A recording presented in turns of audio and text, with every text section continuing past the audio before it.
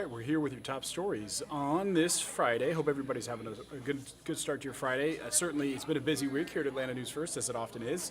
Following a number of headlines for you. Want to get to your top ones here in just a moment. So, I think it's one of those stories that's captured the attention really of the country and the entire world. You may know what I'm talking about already. We're talking about the now no longer missing submersible. It sounds like officials know exactly, or at least a pretty good idea of what happened to this missing sub.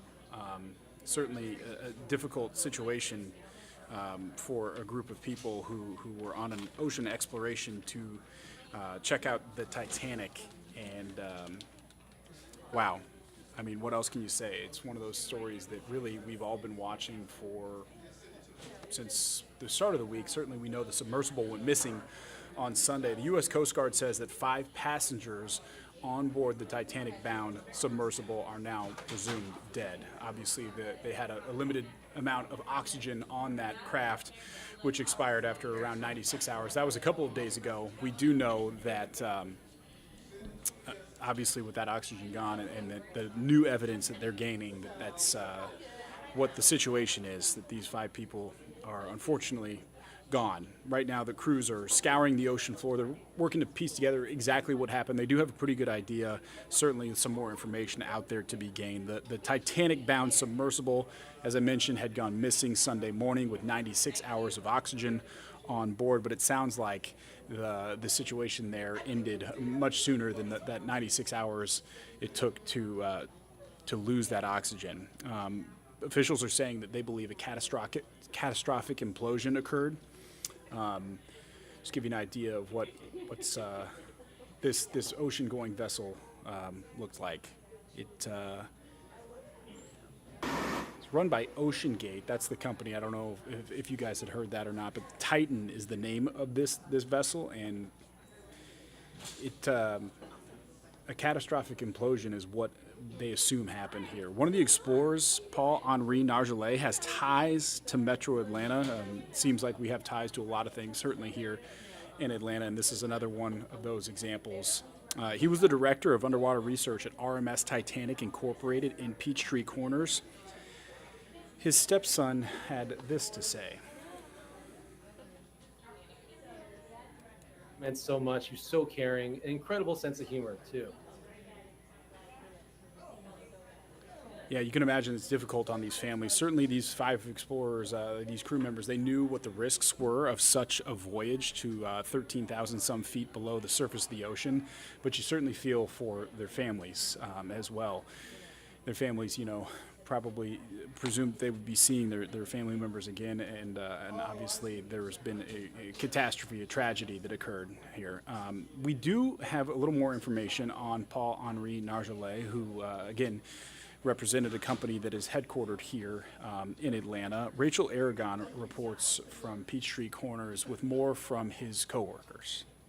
Good morning. Yeah, so after holding out hope for several days now, the staff here at RMS Titanic Incorporated tell us they are still trying to process the loss of both a colleague and a friend. More about this company right here in Peachtree Corners. RMS Titanic Incorporated owns the exclusive salvage rights to the Titanic.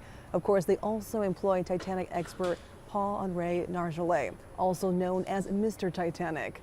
Nargeolet was one of 5 crew members on the missing submersible. We spoke with the company's president, Jessica Sanders, about their beloved colleague. We learned he loved deep sea diving and he had been to the Titanic dozens of times, and we're told he was always up for exploring. And he always had a story.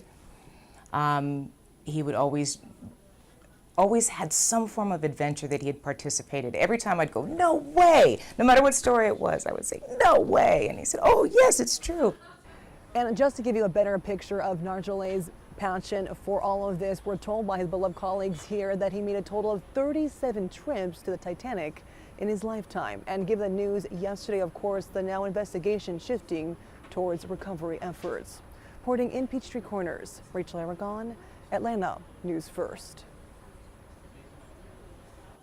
Certainly can't imagine what those people that know the members who are on board this expedition are feeling. You certainly have to feel for them. Obviously knowing that the risks that their family members, their friends, their coworkers took, but still difficult to see this story come to the end the way that it did.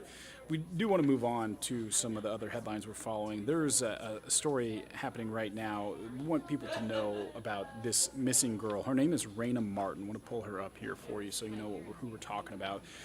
There's a search going on right now for her. Clayton County Police say she was last seen yesterday afternoon at the Chick-fil-A on Terra Boulevard in Hampton. She actually works at that Chick-fil-A. We're told she was wearing her uniform the last time she was seen. If you have any information at all on her whereabouts, you're asked to call 911. Again, this is a picture of her. You know, spread this. We have this on AtlantaNewsFirst.com as well. Put it on social media. Certainly, you would hope that somebody else would do the same for you if you had a loved one missing. And we hope that Raina Marvin is her name, 17-year-old, will be found. Again, this is in Clayton County. She was last seen yesterday afternoon at the Chick-fil-A on Terra Boulevard. There's also a story that we've been continuing to follow out of DeKalb County. Now, it involves a gas station shooting there. Some kind of altercation occurred when a man and an associate of his pulled up at a Chevron in DeKalb County. This trial is heartbreaking in its own right, and Madeline Montgomery picks up the story from here. That shooting happening in May 2022, and now this week, a difficult week for Chris's wife, Maya, who's been coming to court here and having to relive all of this. But she says it's all worth it, despite having to face her husband's accused killer. That man's name, Victor Richardson. He's on trial facing the charges in the murder of Christopher Harold. Harold was a tow truck driver training another person when he stopped at a gas station on Columbia Drive and Memorial Drive. Harold was a husband, a father, someone who was involved in his community, always helping others. Like when he was killed, he was helping train another driver. That driver got in an altercation with Richardson, according to police, and that's when shots were fired. And Harold's wife, Maya, says that it has been a rough couple of days reliving the tragedy in court, but she feels compelled to be here. That was my husband first. Second, I want justice. He didn't do anything. And so I'm gonna make sure somebody be held accountable for his murder. When that person is held accountable, no one wins, you know? Our family's not coming back. And he's been taken away from his family, you know, if it turns out to be that way. This trial is expected to last through next week. Reporting in DeKalb County, I'm Madeline Montgomery, Atlanta News First. Yeah, Madeline, thank you for that. Certainly an emotional interview there with the wife of the man who was killed at that DeKalb County gas station. We will wait to see what happens in that murder trial. And of course, we'll keep you up to date when we learn more. We do have some lighter news to end our headlines on this morning. We're talking about the NBA draft. For a lot of you sports fans may have been paying attention last night to what went down, and the Hawks had the 15th overall pick, 15th pick in the first round, so they had right smack dab there in the middle of the first round. That's an opportunity to get a player who may make an immediate impact for the Hawks. Adam Silver, the NBA commissioner, announcing that pick. His name is Kobe Buffkin. He is a combo guard from the University of Michigan. Just a sophomore, so a younger fella, certainly. You might be looking at the Hawks roster and thinking, hey, they have some backcourt depth there already with Trae Young and DeJounte Murray. But so the Hawks clearly must have been very high on Kobe Buffkin to select him here, or have plans for potentially one or both of those aforementioned guards and Young and DeJounte Murray. Buffkin, 2021 McDonald's All-American. That usually is some pretty good lineage in terms of what he may turn into as a professional player. Again, he's going to add some depth to the backcourt. He was also third-team All-Big Ten a year ago, so does have some pedigree. We'll see how he is used as a rookie, but certainly seems to have a bright future. He was a good scorer there at Michigan in just his 2 years there. Some other notable news in the NBA draft locally, Scoot Henderson. He was one of the prospects who was considered to potentially vie for the number one overall pick, although that ended up being unanimous with Victor Wembanyama from France. Scoot Henderson was third overall to the Portland Trail Blazers, so he is a Kell high school grad, a Metro Atlanta kid. Actually played his last G League game against the College Park Skyhawks here not too actually pretty recently. So that was the last opportunity people were going to see him at that level. Now an NBA player, 3rd overall.